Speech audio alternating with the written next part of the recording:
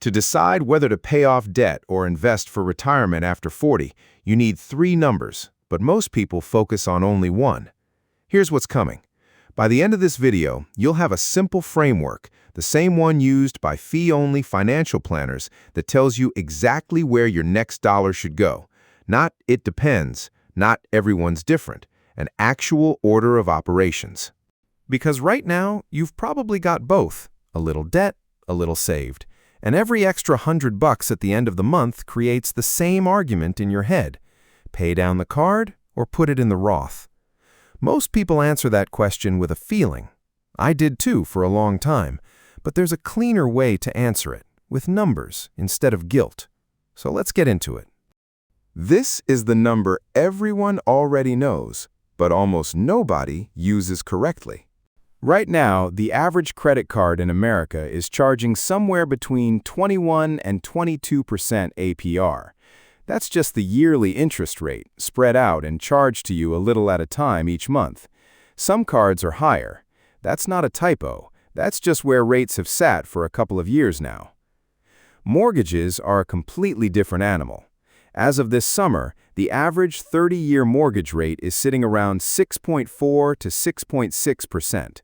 Write your own numbers down, every debt you carry and the rate attached to it. That's step 1, and most people skip it because it's uncomfortable to look at. Here's the number nobody talks about, and it's the one that should actually move first. If your job offers a 401k match, say 50 cents or $1 for every dollar you put in up to some percentage of your paycheck, that match is an instant guaranteed return. Not an average, not a hope. The moment it hits your account, you've already made money on it. No credit card debt in America charges an interest rate higher than a 100% guaranteed return. Not one.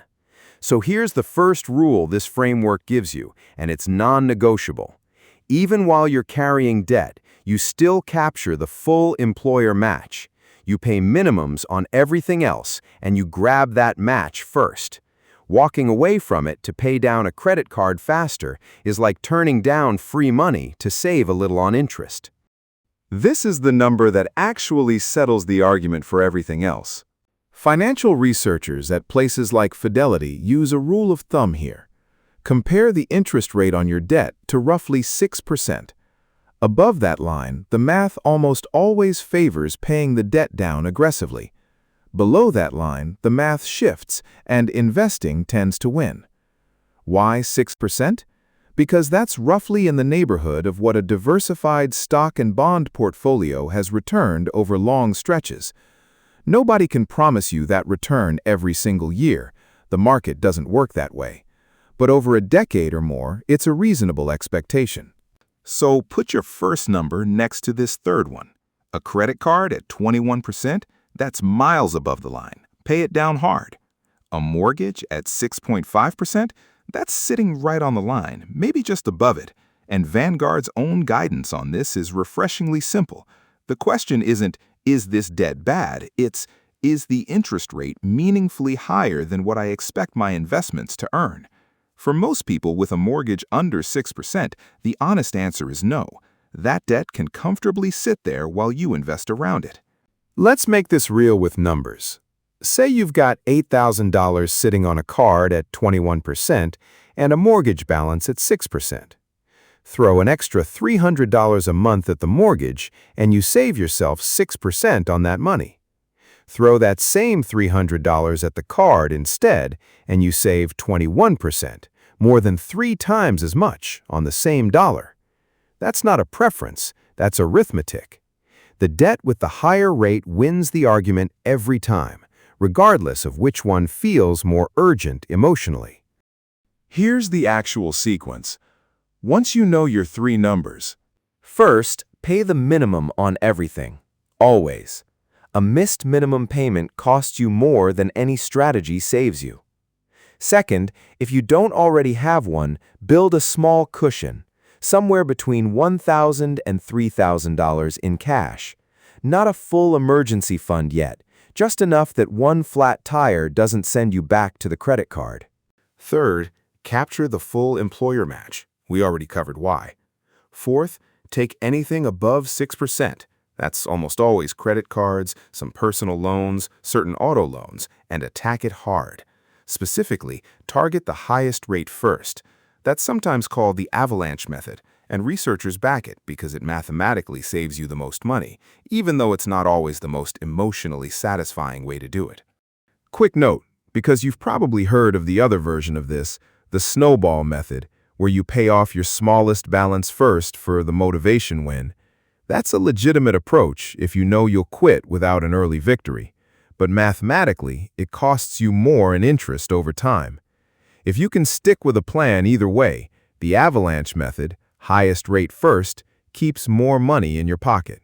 Fifth, and this is the part people miss, once that high-interest debt is gone, that same monthly payment doesn't disappear.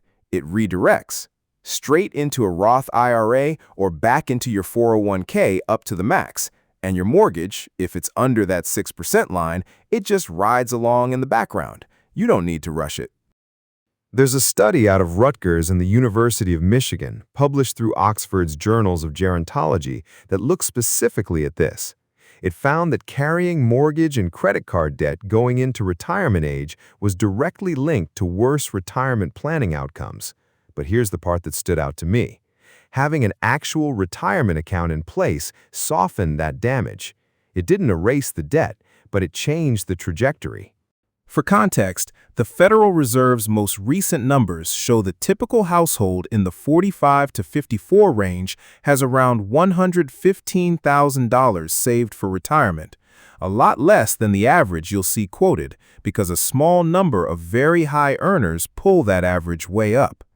If you're looking at your own number and feeling behind, you're looking at it the same way most people your age are. That's not a reason to panic. It's a reason to stop guessing and start using the framework. Here's the thing about being in your 40s or 50s specifically. This is usually the highest earning stretch of your working life. The kids' expenses are starting to shift. Some of you are closer to the mortgage finish line than you think. That means more room to run both plays, debt payoff and investing at the same time, instead of picking one and abandoning the other for a decade. There's also a time horizon piece worth naming. Researchers at the National Bureau of Economic Research have found that small shifts late in your working years, an extra percentage point saved or a few extra months in the workforce, carry outsized weight compared to the same move made at 25. You're not too late. You're standing in the window where these decisions actually compound the fastest, precisely because retirement is close enough to see. If you're sitting there thinking, I don't want to grind for 10 years feeling broke just to fix this, that's not what this framework asks of you. You're not choosing between debt-free and retired. You're running both in the right order, based on 3 numbers instead of a feeling. High-interest debt gets urgency. Low-interest debt gets patience. The match always gets captured. That's it. That's the whole decision tree. So here's what to actually do this week. Write down every debt you carry and its interest rate. Check whether you're capturing your full employer match. If not, fix that first, regardless of any debt you're holding. Compare each debt to that 6% line and let that comparison, not your gut, decide what gets the extra money next. 3 numbers, 1 order of operations. That's the framework. You've got the steps. The only question now is whether you actually use them. Pick one, just one, and do it before Friday.